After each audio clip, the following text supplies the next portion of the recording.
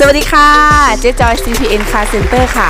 วันนี้นะคะเจ๊มาอยู่ที่บ้านต่างจังหวัดนะคะที่จังหวัดแพร่แล้วที่เราเห็นอยู่นี้นะคะก็เป็นหนึ่งในลูกค้าของเจ๊ค่ะชื่ออะไรนะคะแก้วค่ะชื่อแก้วออกรถกับเจ๊ล่าสุดนี้เป็นรถรุ่นอะไรคะรถลีโว 2.4 ค่ะแล้วออกลีโวกับเจ๊แล้ว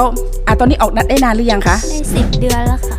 ออกรถแล้วเป็นยังไงคะงานช่วงนี้เป็นยังไงบ้างคะก็งานก็ดีขึ้นเรื่อยๆค่ะแล้วได้ข่าวว่ามีงานต่างจังหวัดด้วยใช่ไหมคะเห็นมีน่านมีแพร่ตอนนี้รับงานหมดเลยทำไมตอนนี้คืองานถึงเพิ่มขึ้นนะคะเกี่ยวกับรถที่เราไปออกมาด้วยไหมคะอาจจะเกี่ยวค่ะเวลาเดินทางไปไหนมาไหนก็ปลอดภัยค่ะอ๋อปลอดภัยใช่ไหมคะ